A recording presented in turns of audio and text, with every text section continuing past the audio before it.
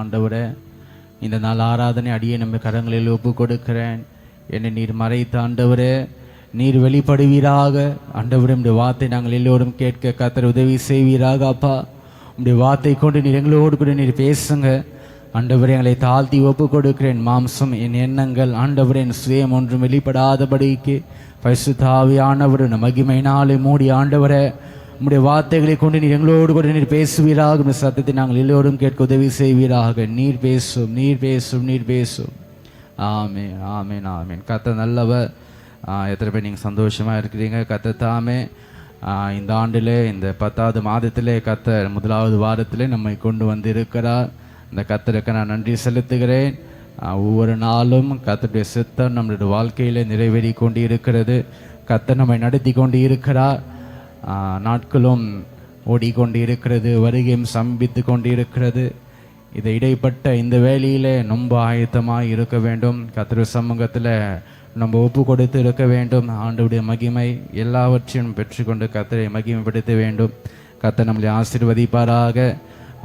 கடந்த நாட்களிலே சொன்ன போல கர்த்தர் ஆண்டவர் என்ன வாக்குத்தத்தத்தை ஆண்டவர் கொடுத்தாரோ அதிலிருந்து ஒரு சில வார்த்தைகளை கொண்டு கர்த்தர் இந்த நாளில் நம்மோடு கூட பேசுவார். நான் குறித்த நேரத்துக்குள்ளாய் கூட நான் முடிக்க நான் விரும்புகிறேன். ஒரு 1/2 மணி நேரத்துக்குள்ளாகும், இல்லை ஒரு 1/2 மணி நேரம், இல்லை மேலே ஒரு 5 நிமிஷம் நான் எடுத்துக்கிறேன். கர்த்தர் நல்லவர். ஆண்டவருடைய சித்தம் அவர் வெளிப்படட்டும். கர்த்தர் நாம மகிமைப்படுவதாக.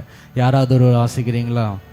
ஆண்டவர் மீகா 7ஆம் அதிகாரம் 7வது வசனம். நானோவென்றால் கர்த்தரை நோக்கி கொண்டு என் ரட்சிப்பின் தேவனுக்கு காத்திருப்பேன். என் தேவன் என்னை கேட்டருளுவார். அல்லேலூயா.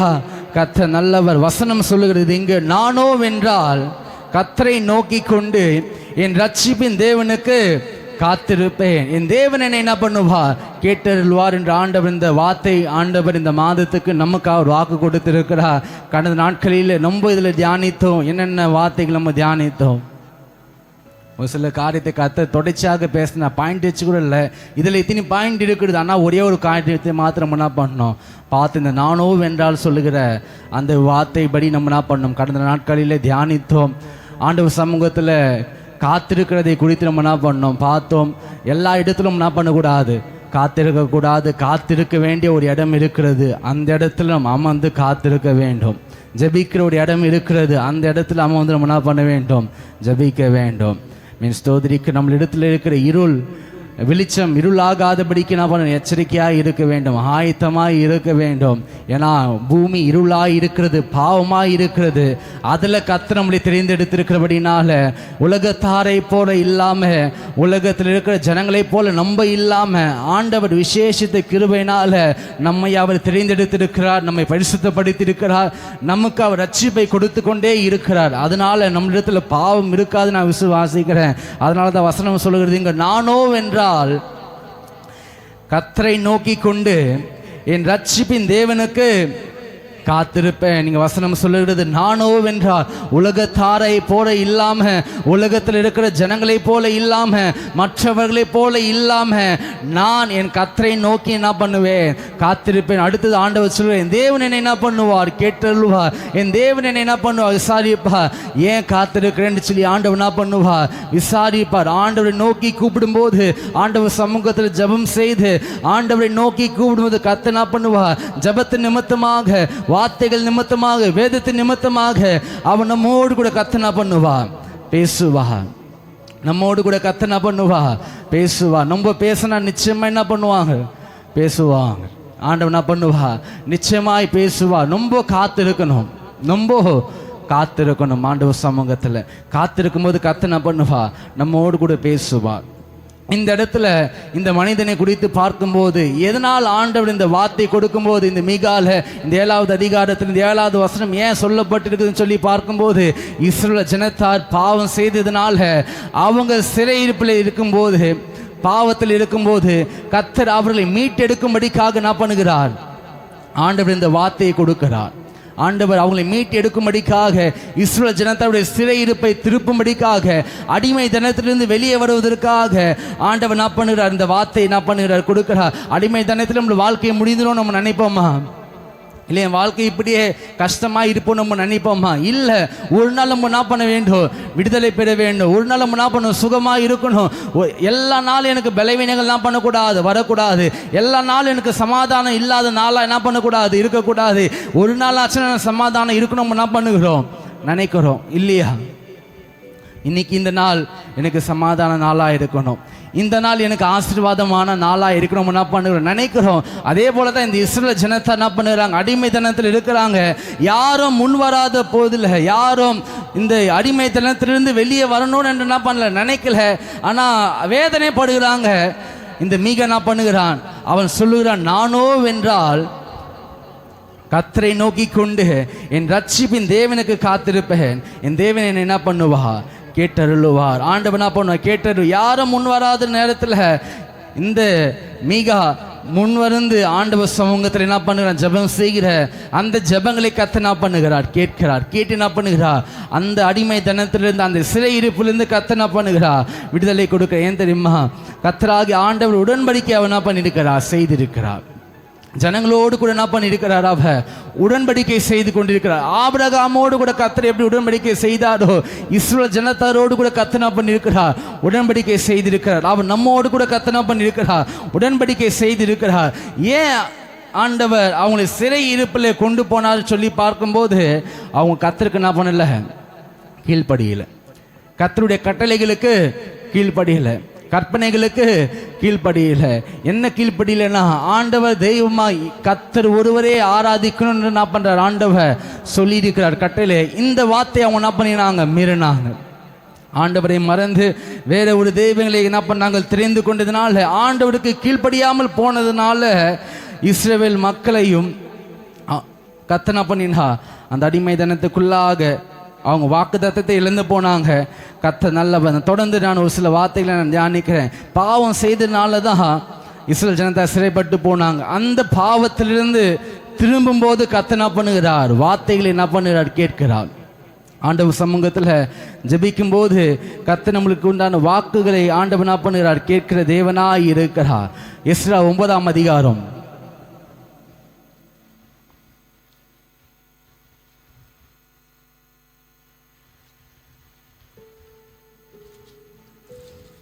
9ஆவது அதிகாரம்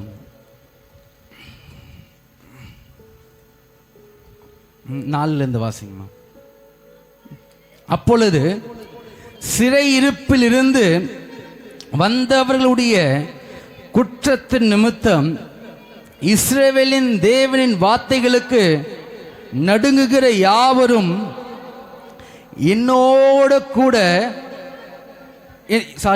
கூடி கொண்டார்கள். நானும் வசனம் சொல்லுகிறது, நம்ம வாசிச்சோம், மீகால வாசிச்சோம். நானும் கர்த்தரை நோக்கி கொண்டு ரட்சிப்பின் தேவனுக்கு என்ன பண்ணுவேன், காத்திருப்பேன் சொல்லி என்ன பண்ண பார்த்தோம். இங்க பார்க்கும்போது எஸ்ரா சொல்லுகிறான், நானும் அந்தி பலி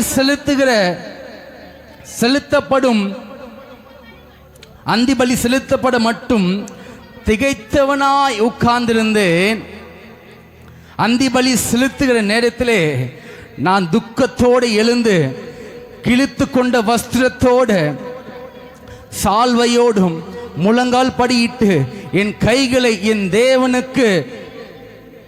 தேவனாகிய கர்த்தருக்கு நேராக விரித்து, என் தேவனே, நான் என் முகத்தை என் தேவனாகிய உமக்கு முன்பதாக ஏறெடுக்க வெக்கி கலங்குகிறேன்.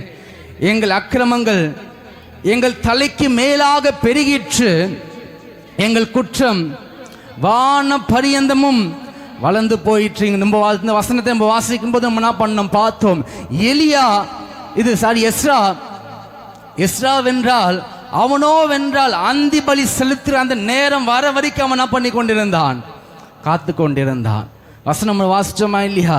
அந்த 4வது வசனம், அந்த கடைசி, நானும் அந்தி பலி செலுத்த மட்டும் திகைத்தவனாய் உட்கார்ந்து கொண்டிருந்தேன். அந்த அந்தி பலி செலுத்துகிற அந்த ஜெபிக்கிற நேரம் வர வரைக்கும் என்ன பண்ணி கொண்டிருந்தான், எஸ்ரா காத்து கொண்டிருந்தான். ஆராதனை நேரம் வர வரைக்கும், அந்தி பலி செலுத்துகிற நேரம் வர வரைக்கும் எஸ்ரா என்ன பண்ணி கொண்டிருக்கிறான்? திகைத்தவனாய் கலங்கி கொண்டு துக்கம் அடைந்து என்ன பண்ணி கொண்டிருக்கிறான்? காத்து கொண்டிருக்கிறான். ஏன்னா அவங்க செய்த பாவம் வானம் பெருகிற்று. இந்த வசனம் அது 6வது வசனம் தான்.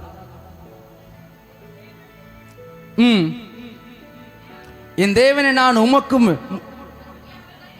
என் தேவனை நான் என் முகத்தை என் தேவனாகி உமக்கு முன்பதாக ஏறெடுக்க வெக்கி கலங்குகிறேன்.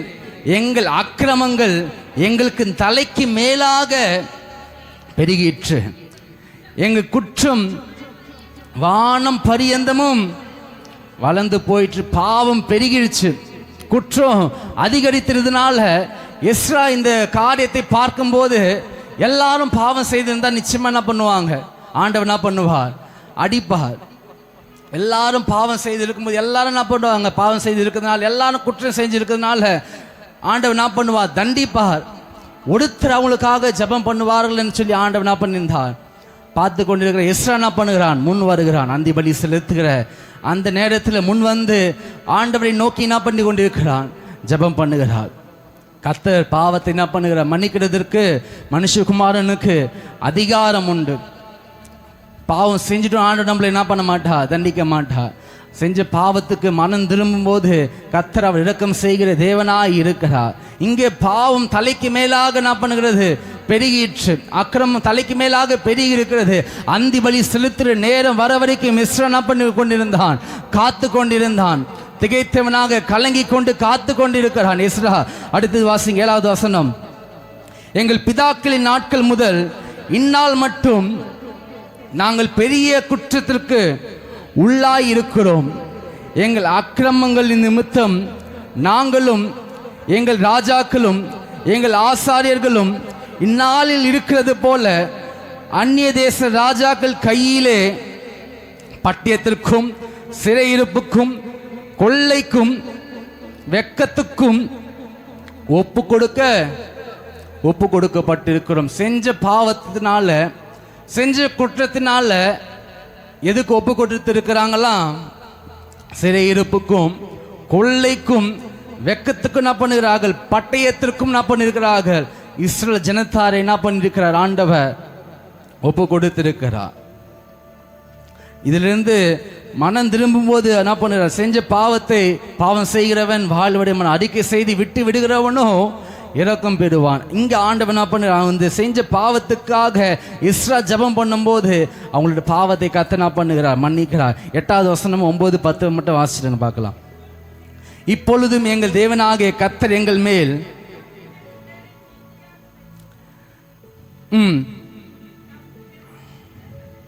தம்முடைய பரிசுத்த ஸ்தலத்தில்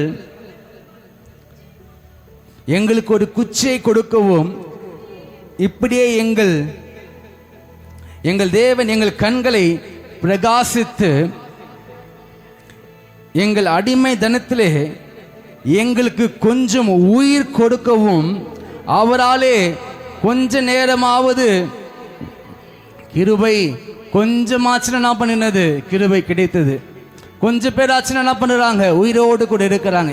எப்படி உயிரோடு கூட இருந்தாங்கன்னா, இந்த ஒருவன் முன் வந்ததுனால, எஸ்ரா முன் வந்ததுனால.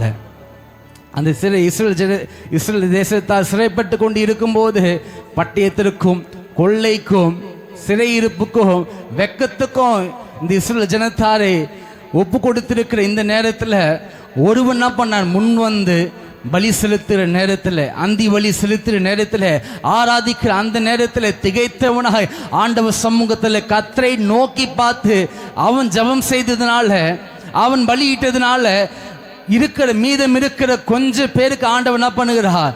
ஜீவனை கொடுக்கிறார். நான் சொல்லுகிற எத்தனை பேருக்கு புரிகிறது?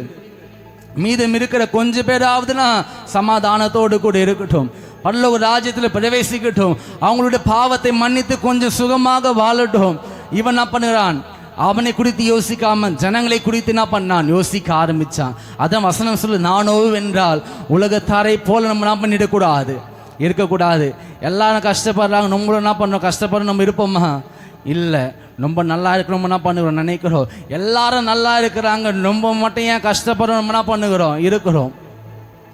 அப்படி கூட அது நம்ம என்ன பண்ண யோசிக்க ஆரம்பிக்கிறோம். எல்லாரும் என்ன பண்ணுறாங்க? சந்தோஷமாக இருக்கிறாங்களே, நான் மட்டும் ஏன் இப்போ கஷ்டத்தில் இருக்கு, இது நம்ம என்ன பண்ண யோசிப்போம். ஆனால் நான் நல்லா இருக்கும்போது எல்லாரும் கஷ்டப்பட்டு நம்ம என்ன பண்ண மாட்டோம், யோசிக்க மாட்டோம். அது எஸ்ரா என்ன பண்ணான், முன் வந்தான். நானோ வென்றால் நான் பரிசுத்தவன், நான் ஆசாரியன், என்னுடைய பாவத்தை மாத்திரம் நான் பண்ணிடக்கூடாது, கர்த்தரை மன்னிக்க கூடாது. நான் ஒருவன் மாத்திரம் இந்த தேசத்திலிருந்து தப்பினவனா என்ன பண்ணிடக்கூடாது, இருக்கக்கூடாது. நான் ஒருவன் மாத்திரம் அடிமை தனத்தில் இல்லாமல் சுதந்திரமாக இருக்கக்கூடாது. என்னோடு கூட இருக்கிற ஜனங்களும் இஸ்ரவேல் ஜனத்தாரும் அதில் மீதமாக இருக்கிற ஜனங்களும் இந்த சுதந்திரத்தை பெற்றுக்கொள்ள வேண்டும் என்று எஸ்ரா முன் வந்தான்.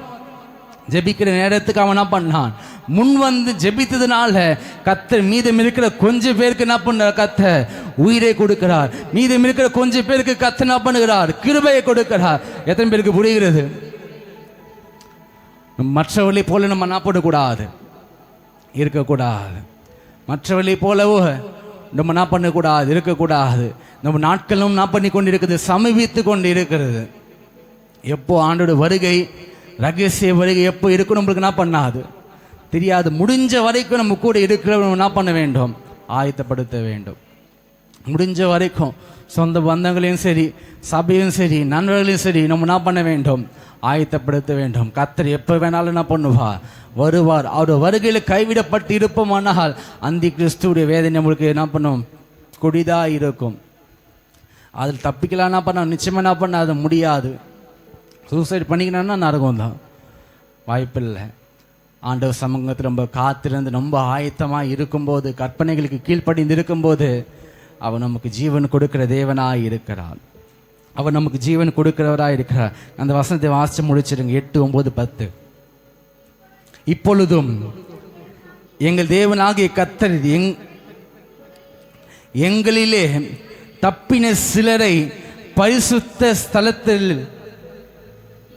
மீதியாகவும் தம்முடைய பரிசுத்த ஸ்தலத்தில் எங்களுக்கு ஒரு குச்சியை கொடுக்கவும், இப்படியே எங்கள் தேவன் எங்கள் கண்களை பிரகாசிப்பித்து எங்கள் அடிமை தனத்திலே எங்களுக்கு கொஞ்சம் உயிர் கொடுக்கவும் அவராலே கொஞ்ச நேரமாவது கிருபை கிடைத்தது. 9, 10 வாசிங்க. நாங்கள் அடிமைகளாய் இருந்தோம், ஆனாலும் எங்கள் அடிமைதனத்தில் எங்கள் தேவன் என்னை கைவிடாமல் எங்களுக்கு உயிர் கொடுக்கவும், நாங்கள் எங்கள் தேவனுடைய ஆலயத்தை பாழாய் போன அதை புதுப்பிக்கும் மட்டும் யூதாவிலும் எருசலேமிலும் ஒரு வேலையை கட்டளையிடும்படிக்கு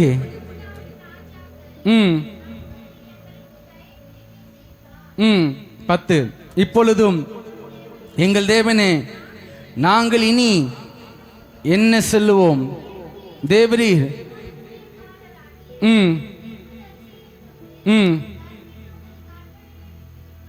கற்பனைகளை விட்டதுனால தான் அவங்க சிறையிருப்புக்குள்ளாக என்ன பண்ணாங்க, போனாங்க. அடிமை தனத்துக்குள்ள அவங்க என்ன பண்ணாங்க, போனாங்க. வெக்கப்பட்டாங்க, பட்டயத்தினால மரித்தார்கள். நம்ம இந்த கற்பனை நம்ம என்ன பண்ணிடக்கூடாது, விட்டு விடக்கூடாது. அவ நல்லவர், அவ நல்லவர். வசனம் எத்தனை பேருக்கு புரியுது? அவர் சமூகத்தில் கர்த்தரை என்ன பண்ண வேண்டும், தேட வேண்டும். தேடும்போது கற்பனைகளுக்கு மீறினபடினால பாவத்தில் நம்ம சிக்கியிருக்கலாம். அதுலேருந்து கர்த்தர் நம்மளை என்ன பண்ணுவா, மீட்டெடுப்பார். வெக்கத்திலிருந்து கர்த்தர் நம்மளை என்ன பண்ணுவா, மீட்டெடுப்பார். அடிமை தினத்திலிருந்து கர்த்தர் நம்மளை என்ன பண்ணுவா, மீட்டெடுப்பார். சங்கீதம் 38, 4வது வசனம் வாசிடுங்க.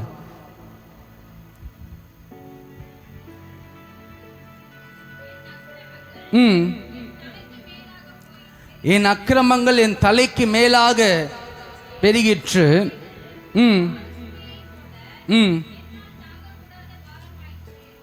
என்னால் தாங்கக்கூடாத பாரமாயிற்று. என் அக்கிரமங்கள் என் தலைக்கு மேலாக பெருகிற்று, அவைகள் பார சுமையை போல என்னால் தாங்கக்கூடாதபடிக்கு பாரமாயிற்று. எதனால் நமக்கு ஒரு சில பாரங்கள் நமக்கு வருதுன்னா, கற்பனையை விட்டு விலகிற நேரத்தில் ஏதோ ஒரு பாரம் நம்மளை என்ன பண்ண ஆளுகை செய்திருக்கும். ஏதோ ஒரு வழி நம்மளுக்கு என்ன பண்ணுகிறது இருக்கும். அப்போஸ்தலனாகிய பவுலுக்கு ஒரு முள்ளு என்ன பண்ணுகிறது, குத்தி கொண்டே இருக்கிறது. நமக்கும் கற்பனைகளை விட்டு நம்ம மீறும்போது வாழ்க்கை பாரமாக இருக்கும். இதே கற்பனைகளுக்கு நம்ம கீழ்ப்படிந்து இருக்கும்போது கத்து நமக்கு என்ன பண்ணுகிறார், சமாதானத்தை கத்து என்ன பண்ணுகிறார், கொடுக்கிறார். ஒரு 2 வசனத்தை வாசித்து ஒரு இதை குறித்து நான் தியானித்து நான் முடிச்சிடுறேன். எரேமியா 32:44.